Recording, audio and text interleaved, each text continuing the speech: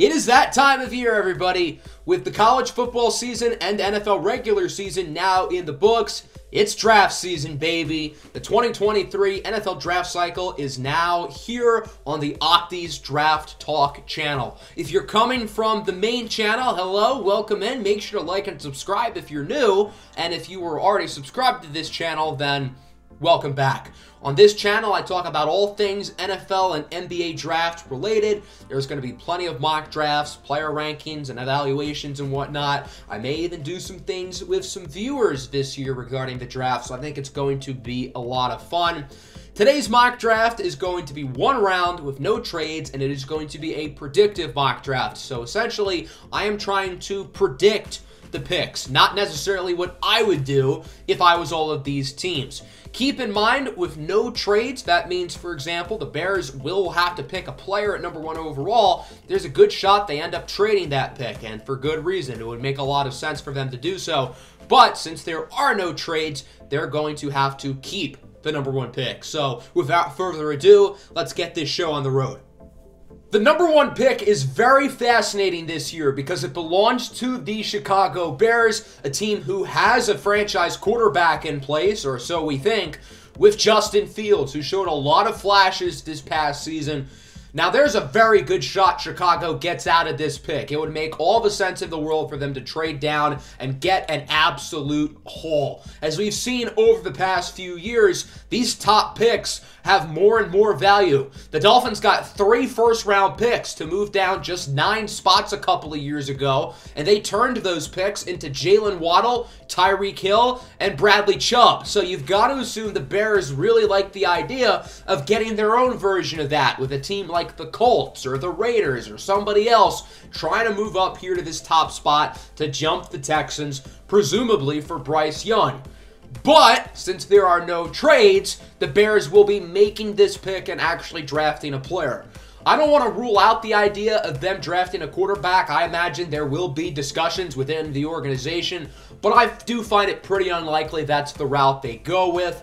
So, assuming they keep the pick and don't want to pick a quarterback, I think it's going to be one of the top 2 defensive players, either Jalen Carter out of Georgia or Will Anderson out of Alabama. I don't think you can really go wrong either way, but personally, as of now, I think it's a little bit more likely that the Bears would be interested in Jalen Carter.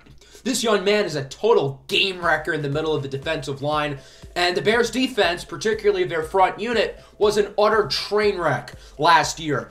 They got to go defense early, and with guys like Jalen Carter and Will Anderson, who are true blue-chip talents at the top of this class, the Bears can't really go wrong with either one of them. That'll bring up the Houston Texans at 2. I had them getting Bryce Young, the quarterback out of the University of Alabama. So there's a very high likelihood that Bryce Young ends up being the #1 pick. It's not as much of a slam dunk as, say, Joe Burrow or Trevor Lawrence from years past, but it's highly likely that Bryce Young will ultimately be the top pick. It's more so a question of which team is it going to be. The Texans really screwed themselves last week by winning, because if they lost, it would have been a lot easier. They get the #1 pick, they get Bryce Young, end of story. But it's not that simple. Now, luckily for them, the Bears keep the #1 pick here. They get Jalen Carter, so it works out for Houston. They get Bryce Young, their franchise quarterback. Chances are it won't end up being this simple when it's all said and done, but in a no-trades reality, it works out pretty well for the Texans. That'll bring up the Cardinals here at 3. You got to assume they're going to pick whoever's left of Will Anderson and Jalen Carter, and ultimately that player is Will Anderson. Now, if someone moves up to #1 to get Bryce Young, and maybe the Texans pick a quarterback at 2, there's a chance the Cardinals could have both Carter and Anderson on the board come draft night. And if that's the case, I think Arizona's going to have a pretty tough decision because, again, you can't really go wrong either way. But with Jalen Carter off the board, it's a pretty easy pick. Will Anderson's the guy. Boom. Let's move on. The Colts at 4 get C.J. Stroud, quarterback out of the Ohio State University. So, CJ Stroud is a pretty interesting case, coming off a phenomenal performance in the college football playoff against Georgia, where he really turned a lot of people's heads, myself included. Now, I do see a world where Will Levis goes ahead of CJ Stroud because teams are going to be enamored with the physical upside that Levis brings to the table compared to CJ Stroud. However, I think given the choice of both quarterbacks, I think the Colts would probably prefer Stroud. Now, CJ Stroud is not officially declared for the NFL draft yet, and the deadline is only 2 days away. It's this coming Monday, and there are some rumors that CJ Stroud is considering returning to school. I find these actually quite interesting. Normally, when a player of his caliber takes a while to enter the draft, I would normally just, brush it under the rug. It's not a big deal. He's eventually going to declare. But with CJ Stroud, I actually find it kind of interesting because I do see a world where he returns to school. I wouldn't say it's likely. A player of his caliber who's likely going to be a top 5 pick would be wise to enter the NFL. You get your contract now. You don't have to worry about playing poorly or getting injured in college. And if either of those things were to happen his senior season, he could end up losing a lot of money. But on the flip side, there are a lot of pros for him coming back to Ohio State.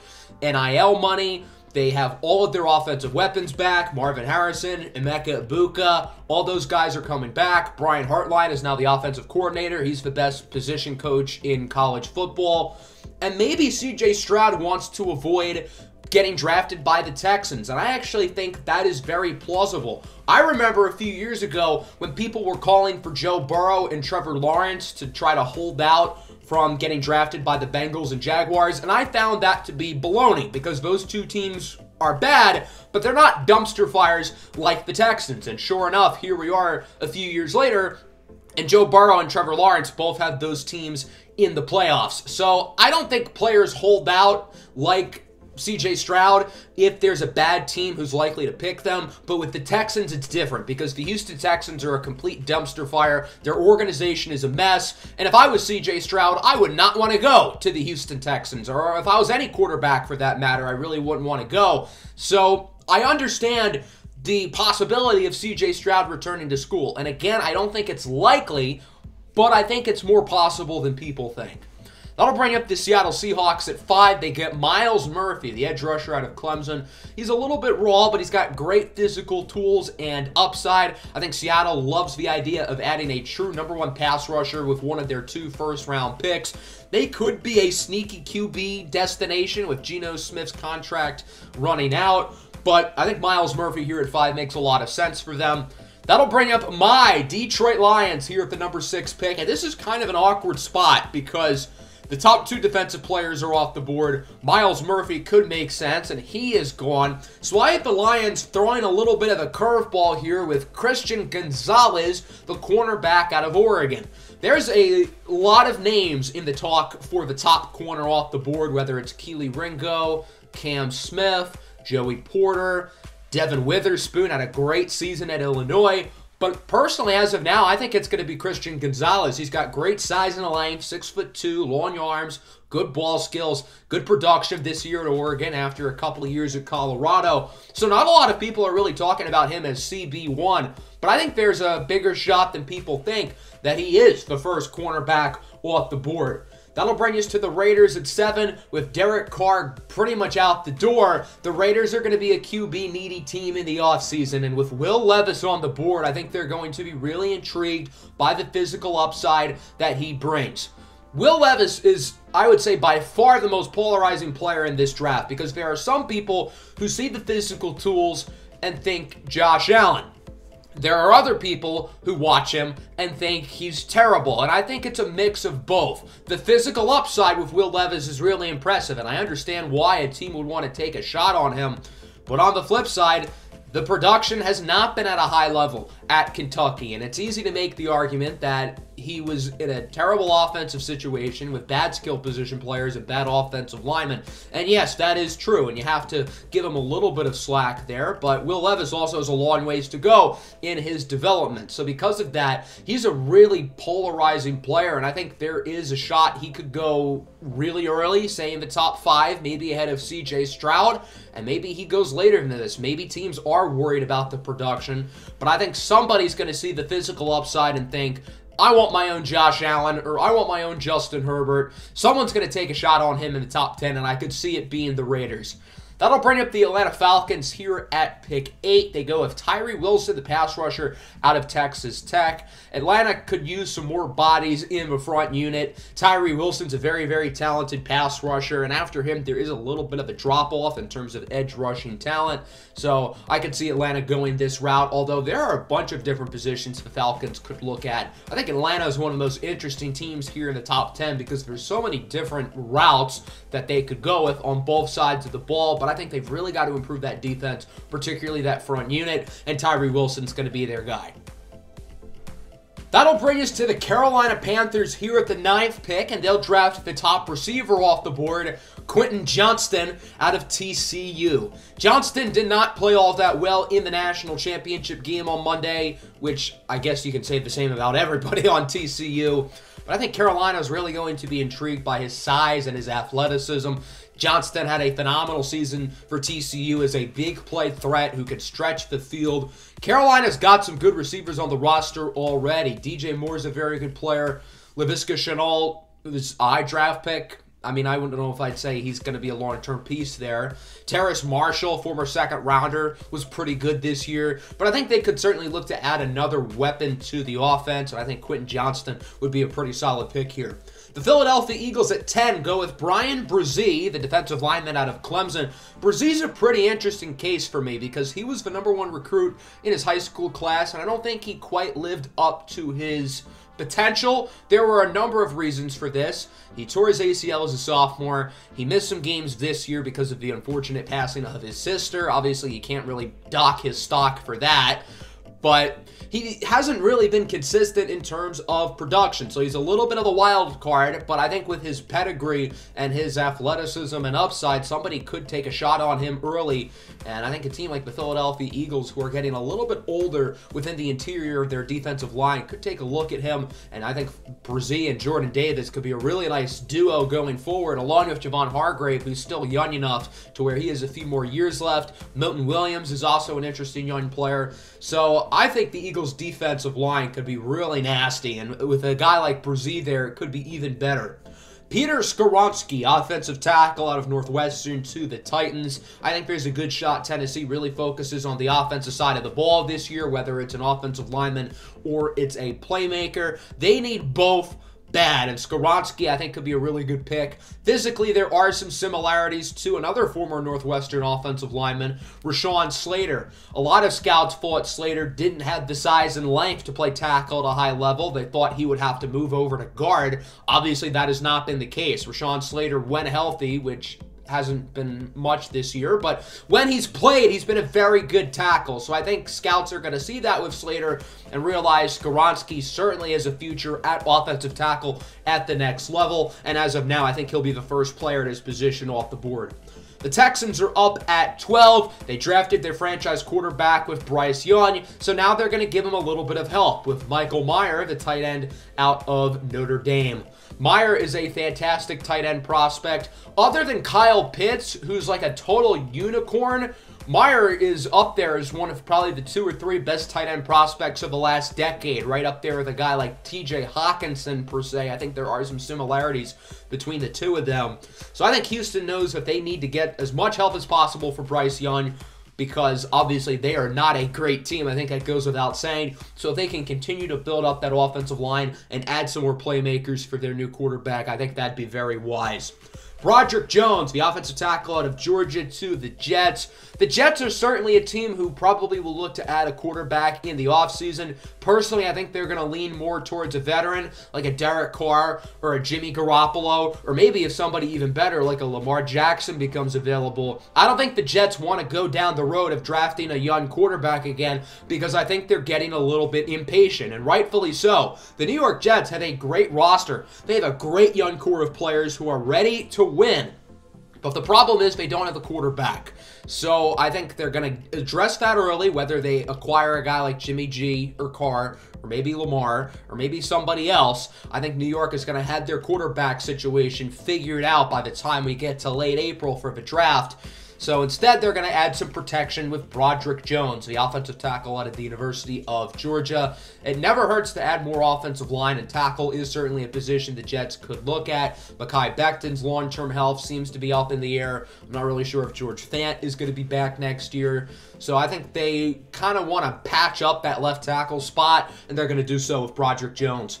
The New England Patriots here at 14 get Brian Branch, the versatile defensive back out of Alabama. This pick screams Bill Belichick. Versatile defensive back who can play all over the field in the secondary, whether it's out as a safety, in the nickel, out wide. He can do just about everything, and the fact that he's a Nick Saban guy makes it all the better for Bill Belichick.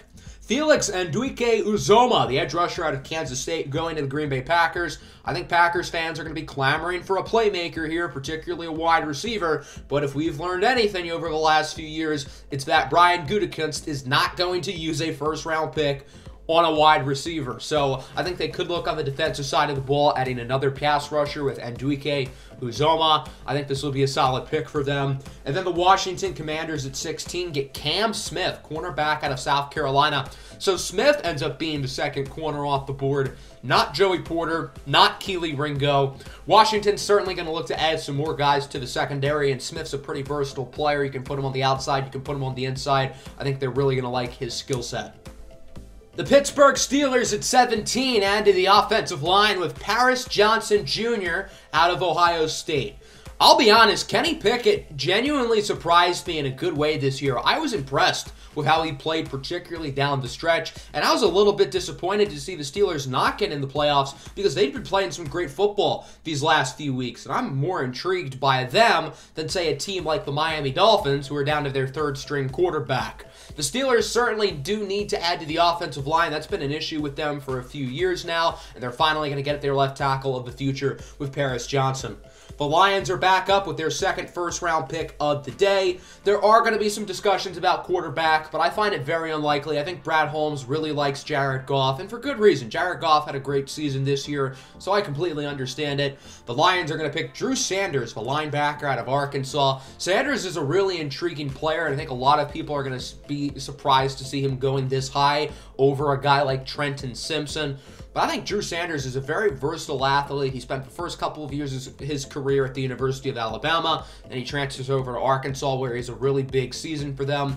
I think the Lions' linebacking core isn't great. It's not as bad as people think. Obviously, Rodrigo had a very solid rookie year. Alex Anzalone played pretty well down the stretch. Derek Barnes is an intriguing young player. But I don't think those guys are going to stop you from adding a talent like Drew Sanders.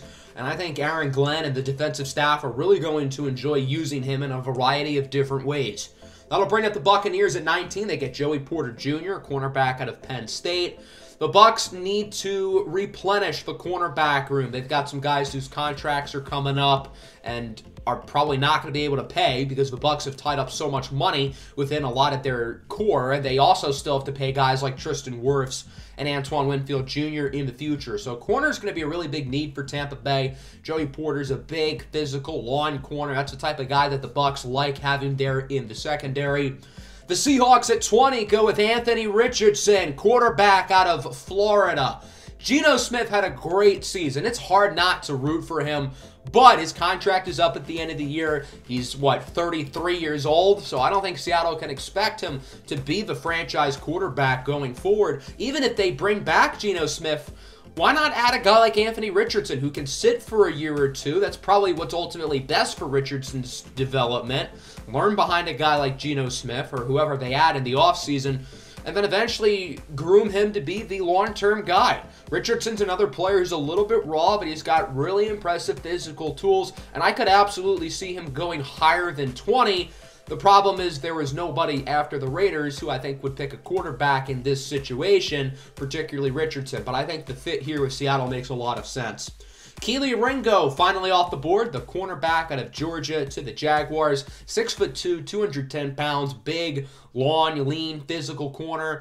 The Jags are really going to enjoy pairing him up with his Georgia counterpart, Tyson Campbell. I think that could be a really nice duo in the future. A lot of people think Kelee Ringo is going to go in the top 10, and I think with his size and upside, I understand why they think that. But personally, I think Ringo's going to go a little bit later than people expect. Still in the first round, however.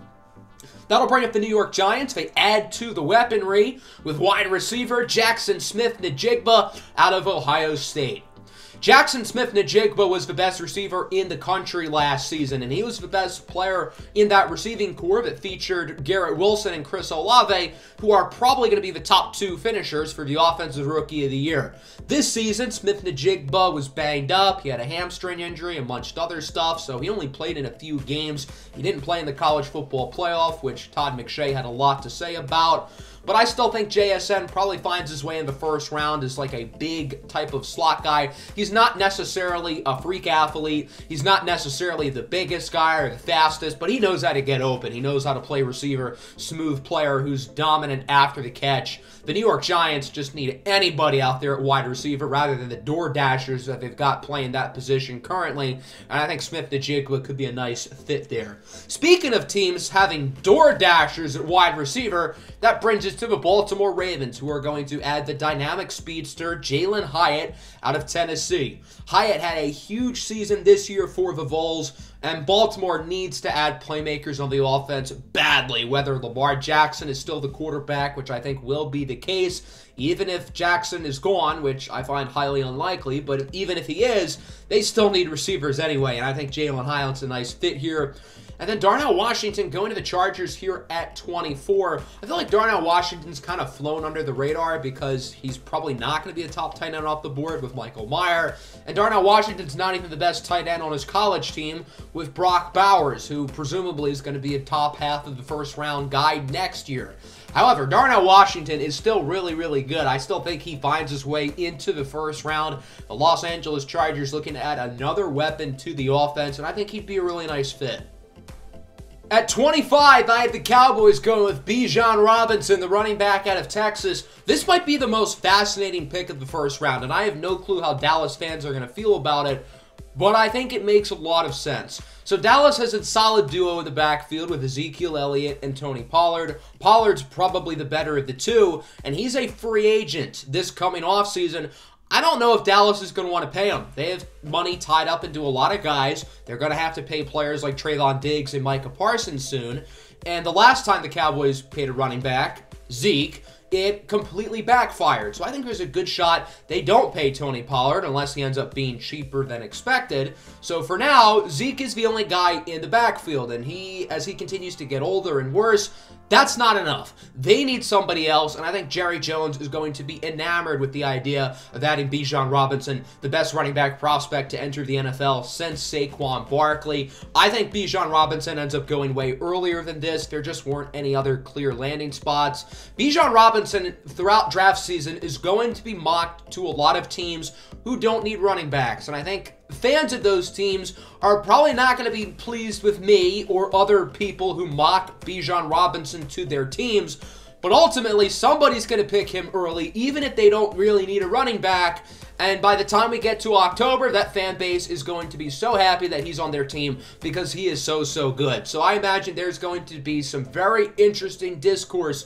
throughout this draft season with Bijan Robinson because pretty much everybody in the league has good running backs on their roster, but Bijan Robinson's a great player, and I understand it's a luxury pick, but this is an unbelievable playmaker who, again, is the best running back prospect of the last 5 years.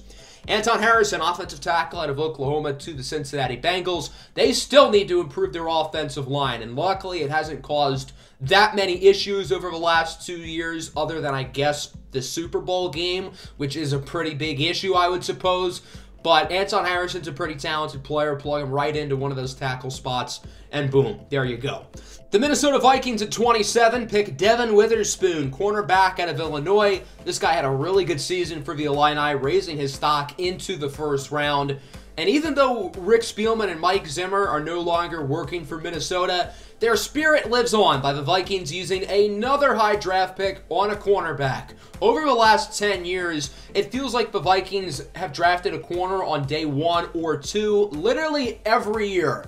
And this year is no different because corner is still a pretty big need somehow. Andrew Booth Jr.'s long-term health seems to be a major question mark. And even so, their cornerback room is not great. Their secondary, for the most part, this year was an utter train wreck. They need some more guys back there, such as Devin Witherspoon. The The Broncos pick wide receiver Jordan Addison out of USC. He was a little bit disappointing this year despite the emergence of Heisman Trophy winning quarterback Caleb Williams. I think there's a shot Addison could slip out of the first round, but I have him going here late to the Denver Broncos. I think they're certainly going to look to add to the offensive side of the ball because their defense was quietly really good this year. They need more playmakers on offense. I don't think they're going to look to replace Russell Wilson because he's locked up for 5+ years. You might as well try to figure it out with him. So I would expect them to go with a playmaker or an offensive lineman, and they're going to go with Jordan Addison, the talented USC wide receiver. Antonio Johnston, defensive back out of Texas A&M to the Bills. I think secondary sort of the question mark with Buffalo. Their two main safeties, Jordan Poyer and Micah Hyde, are starting to get a little bit older. Their contracts are going to be running out soon. The Bills do have some intriguing young players back there. If DeMar Hamlin is ever able to play again, I mean, he is a pretty talented young player who was more than fine when he played this year, but I think safety still could be a pretty noticeable hole on their roster, and I think Antonio Johnston's a pretty talented and versatile player. Rashee Rice, wide receiver out of SMU to the Chiefs. I think Rice is going to go earlier than people think. The Chiefs are investing a lot into the wide receiver position, and I think they're going to keep on doing it. I expect Juju Smith-Schuster to be back, although he is going to command a lot of money because this receiver free agency class is not good. Juju Smith-Schuster is the best receiver in this year's free agency, and it's really not that close. So because of that, he's going to get a lot of money, more than people think, whether it's from the Chiefs or somebody else. So I think even if they do bring him back, they're certainly going to consider wide receiver early, and I think Rashee Rice, who had a great season this year at Southern Methodist University, would be a good fit for this offense. And then wrapping up with the Philadelphia Eagles at 31, they go with Darnell Wright, offensive tackle out of Tennessee. Darnell Wright's a pretty talented player, and with Lane Johnson getting older and looking more and more injury prone, the Eagles need to figure out their replacement. Philadelphia's had one of the best offensive lines in the league for a number of years now, and I imagined Howie Roseman would like to keep that going. So with Lane Johnson's retirement inevitable, they're certainly going to be looking for his replacement. They've already got ahead of the game with finding Jason Kelsey's replacement, drafting Landon Dickerson a couple years ago, who since has moved over to guard, and then last year drafting Cam Jurgens in the second round out of Nebraska. So I think they're going to do the same thing with Lane Johnson. Find a long-term replacement early so you don't have to worry about it in the future. So that's going to wrap it up. Our 2023 NFL Mock Draft 1.0 is now in the books. Let me know what you thought of your favorite teams' picks down below in the comments. Which selections did you like? Which picks did you not like?